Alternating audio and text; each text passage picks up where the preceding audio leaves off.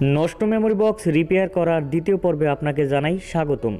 আজকে আমরা আপনাদেরকে দেখাবো কিভাবে নষ্ট একটি মেমোরি বক্সে চার্জিং সেকশন রেডি করা যায়। তো আমরা যে কাজটা করব, গত পর্বে আমরা একটা ছোট দুইটা অ্যাম্পলিফায়ার সার্কিট দিয়ে দেখিয়েছিলাম কিভাবে সুন্দরভাবে একটি সাউন্ড সিস্টেম তৈরি করা যায়। এটার ভিডিও ডিসক্রিপশনে দেওয়া থাকবে, আপনারা একটু কষ্ট করে দেখে নেবেন। আর এখন আমরা যে কাজটা করব, আমরা এখন চার্জিং সেকশন তৈরি করব ওই মেমোরি বক্সের জন্য। এখন আমরা একটা চার্জিং পোর্ট নেব, একটা 2 কালার এলইডি বাল্ব নেব, একটা 1K রেজিস্টার নেব আর একটা রেকটিফায়ার ডায়োড নেব 1 ইঞ্চ সাইজের সাথে।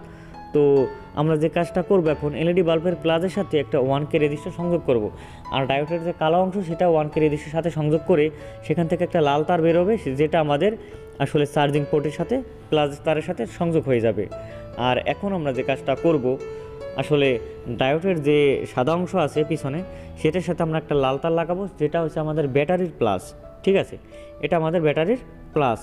এখন আমরা এলইডি বাল্বের মাইনাসের সাথে দুইটা কালো তার লাগাবো, যেটা আমাদের একটা যাবে চার্জিং পোর্টের মাইনাসে আর একটা যাবে আমাদের ব্যাটারির মাইনাসে। তো এখন আমরা যে কাজটা করব, মিটারের সাহায্যে কীভাবে আসলে এই চার্জিং সেকশনটা 100% কমপ্লিট হয়েছে কিনা সেটা আমরা একবার চেক করব।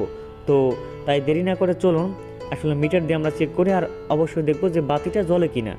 তো দেখুন, আসলে আমরা চার্জিং পোর্টের সাথে চার্জার কানেকশন করলে একটা সুন্দর লাল সবুজ বাতি জ্বলে, আর লাল তার আর কালো তার যেখানে আছে সেখানে আমরা ভোল্টেজ মেপে দেখব আসলে 4 ভোল্ট থেকে 5 ভোল্ট আমাদের আছে কিনা। তো দেখুন, সুন্দর করে ভোল্টেজটা কিন্তু চলে এসেছে।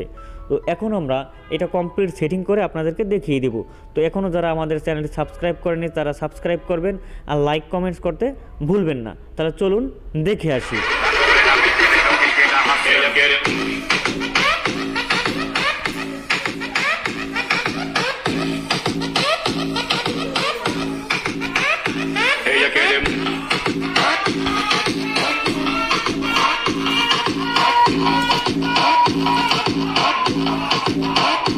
Ella quiere más, yo le doy más.